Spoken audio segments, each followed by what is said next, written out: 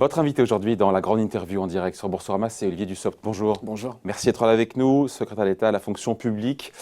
4e jour de mobilisation et de manifestation aujourd'hui contre la réforme des retraites. Plein de questions, mais juste si on prend un petit peu de hauteur, on a eu 2 ans de concertation. Il y a eu des palabres pendant 2 ans qui n'ont rien donné, pardon, sinon on n'en serait peut-être pas là aujourd'hui. Et on a le sentiment là, tout d'un coup, il y a une espèce de rush, parce que le président a dit qu'il fallait trouver un compromis rapidement, dans une forme de négociation express. Il faut trouver une solution vite là, dans les prochains jours. C'est votre sentiment qu'il y a une accélération grave du calendrier? Il n'y a pas d'accélération grave, nous sommes dans le calendrier initial. Jean-Paul Delevoye, lorsqu'il était haut-commissaire, a mené des concertations qui ont permis de poser les bases d'un système universel. Il y a eu des arbitrages, après d'autres concertations, après un approfondissement de certains sujets, arbitrage mi-décembre, comme prévu. Et nous accélérons, si je reprends votre expression, sur un certain nombre de sujets qui ont été mis à jour dans les derniers échanges de décembre. Pour ce qui concerne la fonction publique, c'est de voir comment on applique au secteur public les facteurs de pénibilité du secteur privé. C'est voir comment on aménage les fins de carrière et comment on pourrait, par exemple, ouvrir à la fonction publique la retraite progressive qui existe dans le secteur privé. Et donc, l'objectif que nous avons est à la fois de trouver des points d'entente avec les organisations syndicales et les représentants des employeurs pour aller rapidement, avant le Conseil des ministres, sachant que ça pourra évidemment être 24 janvier, conforté, consolidé par des amendements. Alors, est-ce que l'objectif, je pense que je ne suis pas le seul à me poser la question, est-ce que l'objectif, Olivier Dussopt, du gouvernement, c'est de trouver, encore une fois, c'est de rallier la CFDT et les syndicats réformistes au sens large et trouver, encore une fois, un accord avec eux avant, justement, vous parlez du 24 janvier, date de présentation du projet de loi au Conseil des ministres. C'est ça la stratégie, oui ou non? Oui ou non? La question n'est pas une stratégie, mais l'ambition, l'objectif. Si la réponse est oui ou non, oui. Oui, parce que nous avons des organisations syndicales qui, pour certaines, s'opposent de manière frontale et même idéologique à la seule idée du système universel, CGTFO. Veulent garder des régimes spéciaux, veulent garder les disparités actuelles. Et nous avons des organisations syndicales comme la CFDT et l'UNSA qui nous disent que le système universel est un système qu'elles souhaitent, qu'elles revendiquent depuis longtemps, qu'elles considèrent comme nous que c'est un système de justice. J'ai en tête une interview de Laurent Berger le 17 décembre dans La Croix qui disait « Le système sera plus redistributif, il sera plus solidaire, il sera plus protecteur pour les femmes et pour les personnes aux carrières hachées. » Et ces mêmes organisations syndicales ont des difficultés, des points d'opposition. Donc l'objectif, c'est bien avant le 24 de trouver un accord et de rallier les syndicats réformistes. C'est ça. C'est de trouver le terrain d'entente que nous recherchons. Et pour trouver un terrain d'entente, il faut avoir des interlocuteurs. Et ces interlocuteurs sont les organisations syndicales qui le souhaitent, et ce sont les réformistes. Sauf que Laurent Berger, vous l'avez entendu, il a été clair. Il y a ce préalable. Hop, on dégage l'âge pivot. Est-ce que oui ou non, encore une fois, réponse par oui ou non, vous êtes prêt à faire sauter ce totem de Matignon pour rallier la CFDT? D'abord, il n'y a pas de totem.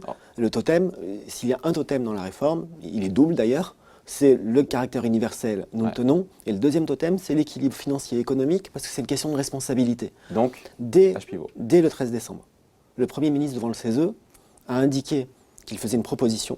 Mais que s'il y a de meilleures idées, mais que s'il y a de meilleures idées, il achète et on regarde. Et Laurent Berger a fait une proposition, nous l'explorons. Vous seriez prêt à lâcher ou pas? Parce que c'est le préalable. Bon, Laurent Berger, il dit, pour le coup, il ne veut pas négocier. On a compris que le Premier ministre, lui, pour le coup, il dit l'âge pivot, sur le principe, oui. Après, les modalités de l'âge pivot, on est ouvert à la négociation, si j'ai bien compris. Sauf que Laurent Berger dit non, mais il n'y a pas de négociation sur les modalités.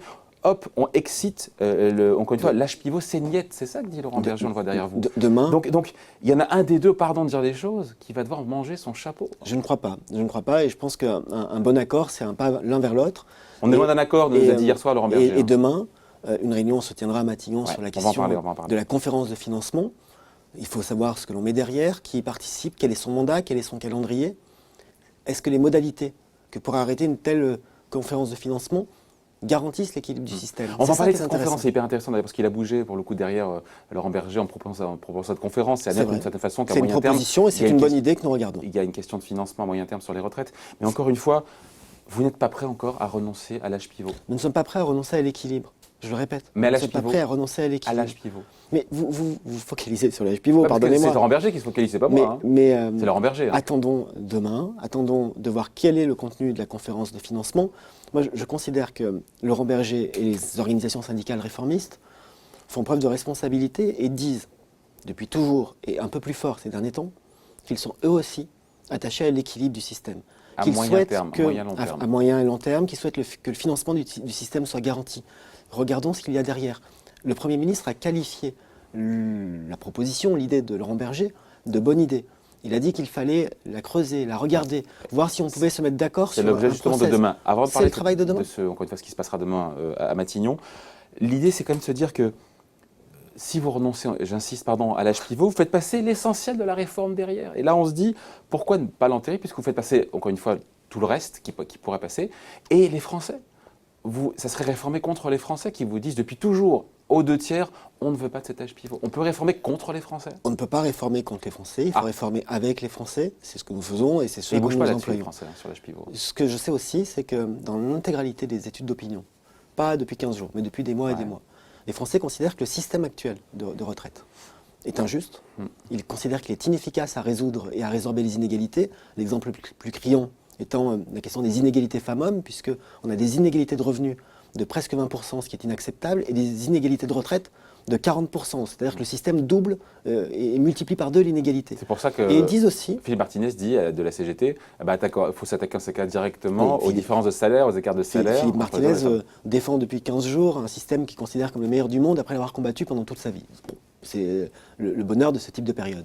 Par contre, ce que je sais aussi, c'est que les Français considèrent que le système actuel est fragile. Et les plus jeunes Français considèrent même qu'ils n'auront même pas de retraite. Et donc, nous réformons, nous créons un système plus juste. Par contre, nous créons un système qui doit être équilibré durablement, pour ne pas avoir, au passage, ne pas avoir à revenir tous les 5 ans ou 6 ans, comme c'est le cas aujourd'hui, pour réformer les retraites. Parce que au fil de l'eau, réformer au fil de l'eau. Quand on se retourne, ça n'était pas des réformes, c'était des ajustements. Quand on se retourne, qu'est-ce qu'on regarde? On regarde 2014, c'est une mesure de durée de cotisation, la réforme de Marisol Touraine, avec une augmentation de 12 mois de la durée de cotisation entre 2020 et 2035. Exactement. Quand on regarde fin 2012, avec la loi de financement de la sécurité sociale pour 2013, non, fin 2012, c'est François Hollande, c'est Jean-Marc Ayrault et Michel Sapin qui augmentent le taux de cotisation pour justement assurer des financements. 2010, c'est de la cotisation et c'est la convergence du taux de cotisation des agents publics vers le taux de cotisation des salariés du privé. Et lorsque vous remontez dans le temps, les réformes se succèdent, ce sont des ajustements paramétriques et à aucun moment on ne remet en cause la fragilité intrinsèque du système. C'est ce que nous faisons et si nous le faisons, il faut le faire bien, c'est-à-dire le faire de manière équilibrée. Et le faire bien, c'est aussi en écoutant ce que disent les uns et les autres et notamment les organisations syndicales. Le Premier ministre qui dit, il a redit en début de semaine sur RTL, s'il y a des alternatives plus intelligentes à l'âge pivot, il a dit je prends. Mais encore une fois, on va les lister ensemble, il y a du soft. Il n'a pas 50 non plus. Baisser les pensions, évidemment impossible, impensable pour les syndicats, même pour vous et moi, c'est pas acceptable. Augmenter les cotisations, ça pourrait tiquer du point de vue du MEDEF. Et ça n'est pas l'ADN du gouvernement. Et c'est pas non plus effectivement la politique du gouvernement. Qu'est-ce qui reste? Il reste quoi? Il reste justement les propositions que va détailler, je pense, la CFDT demain, dans cette réunion. Laissons une chance au dialogue. Bien sûr, mais si on y réfléchit un petit peu, vous pensez à quoi? C'est quoi les solutions intelligentes? Parce que vous êtes aussi intelligent que Laurent Berger. La conviction, je n'en sais rien, mais la conviction que nous avons les uns et les autres, et qui est une moi j'ai des idées, je voulais vous les soumettre. Et qui est une conviction partagée par les Français, si j'ose dire bon gré mal gré, c'est que nous savons toutes et tous que nous travaillons un peu plus dans notre vie un peu plus tard. Est-ce que ça fait plaisir? Pas toujours. Je ne connais personne qui soit absolument ravi à l'idée de consacrer plus de sa vie à du travail et donc à de l'effort. Mais ce que l'on regarde, ce que l'on constate, c'est que chaque année, l'âge effectif, l'âge réel de départ à la retraite, qui est à 63 ans et même un peu plus, chaque année il augmente. Dans les années qui viennent, il va encore augmenter, notamment sous l'effet de la réforme de 2014. Et donc concrètement, vous proposez quoi? Le gouvernement a fait une proposition qui est l'âge d'équilibre. L'âge pivot, ah oui d'accord, donc vous campez sur l'âge pivot. Nous avons fait cette mais en dehors, quelles sont les solutions alternatives intelligentes dont parle le Premier ministre? Nous avons fait cette proposition et nous avons dit être ouverts. Laissons les organisations syndicales et les partenaires sociaux en général nous faire ces propositions-là et les détailler. Et une décote temporaire liée à l'âge pivot, c'est la proposition de Richard Ferrand. C'est la proposition de Richard Ferrand. Des codes temporaires, donc non plus à vie. C'est le système qu'ont mis en place les partenaires sociaux dans le cadre de l'Agir Carco. Exactement. Ça vous plaît ou pas ça au gouvernement? C'est une idée, qui est à creuser, à regarder. Vous y êtes favorable ou pas? Notamment pour voir si elle permet l'équilibre. Alors ça, si elle permet l'équilibre, vous connaissez mieux que le sujet que moi. Pour avoir l'équilibre sur une décote temporaire, il faut que la décote soit 30 ou 40%. Je ne suis pas sûr que ce soit acceptable. Ça ne serait pas suffisant. Donc il faut voir si cette solution préconisée par Richard Ferrand fonctionne et dans quel cadre ou avec quelle autre mesure.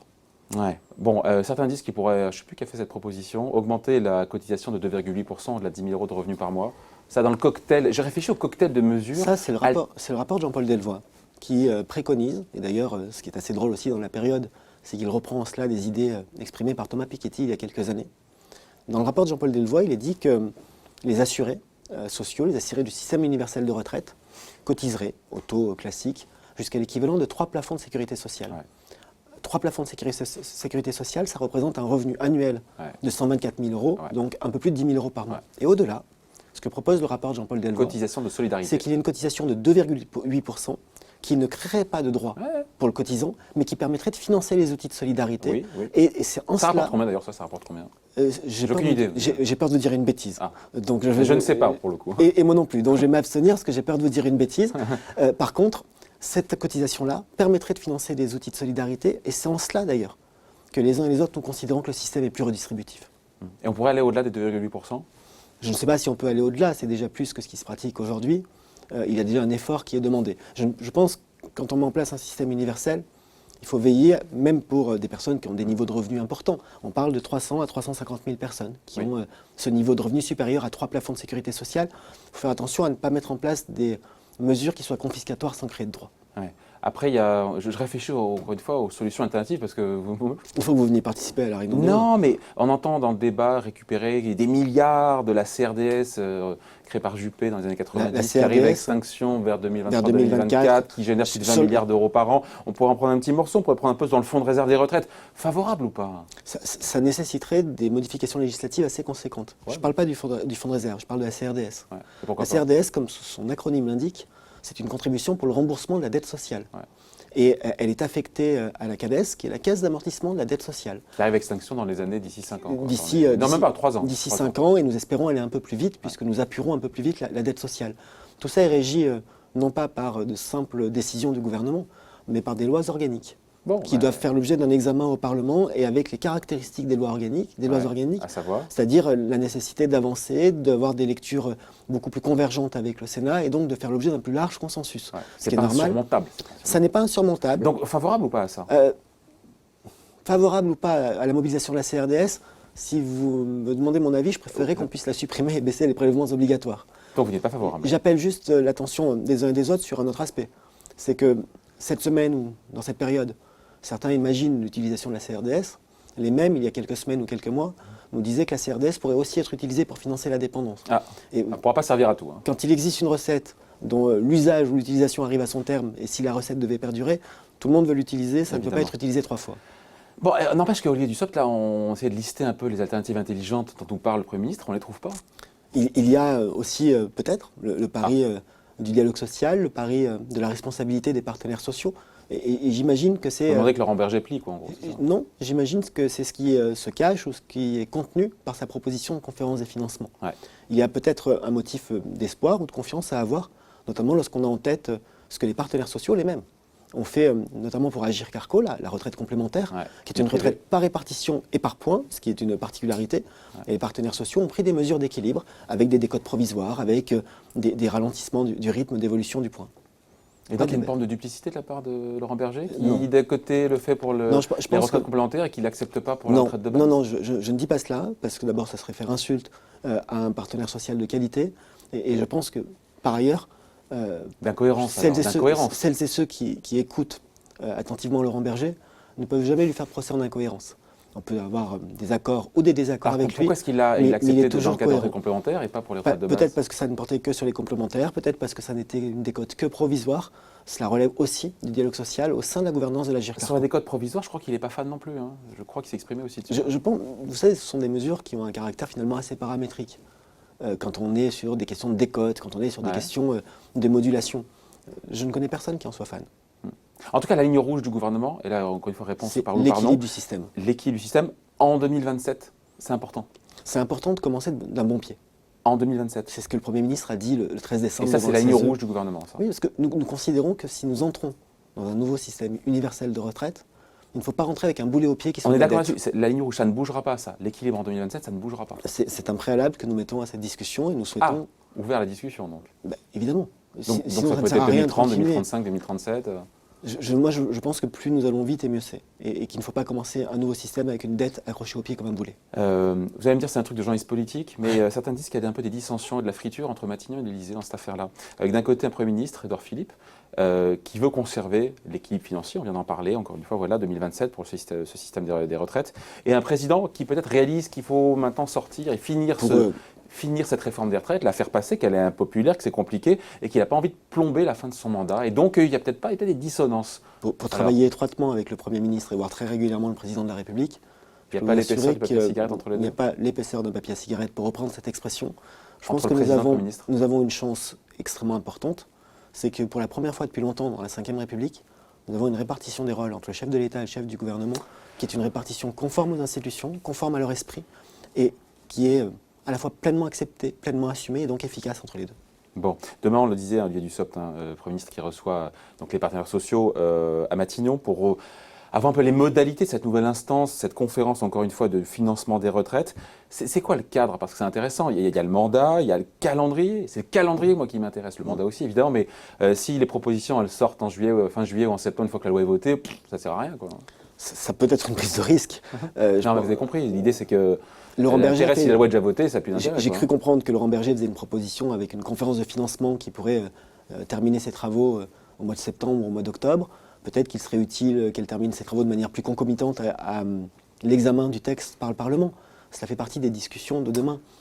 Donc il faudra que les conclusions sortent avant juillet. Lorsque le Premier ministre a réuni et présidé les partenaires sociaux à un niveau interprofessionnel mardi au ministère du Travail. Oui, j'étais présent avec Muriel Pénicaud, avec Agnès Buzyn et avec Laurent Pietraszewski. Ouais.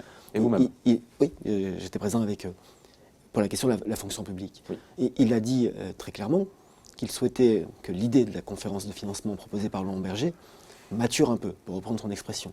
Quand on dit maturer, c'est qu'entre le moment où elle est exprimée et le moment où on travaille dessus, on voit s'il y a une possibilité d'accord, qu'on puisse formaliser un certain nombre d'idées, avoir des échanges préparatoires, faire en sorte de savoir ce que l'on met derrière une expression. Et dans la loi, il y aurait, parce que dans ce qui a été envoyé au Conseil d'État, dans le projet de loi, il y a l'âge pivot. On laisserait l'âge pivot, sauf si d'autres solutions sont trouvées d'ici là. Le texte qui a été envoyé au Conseil d'État est conforme aux annonces du Premier ministre devant le Conseil économique et social du 13 décembre.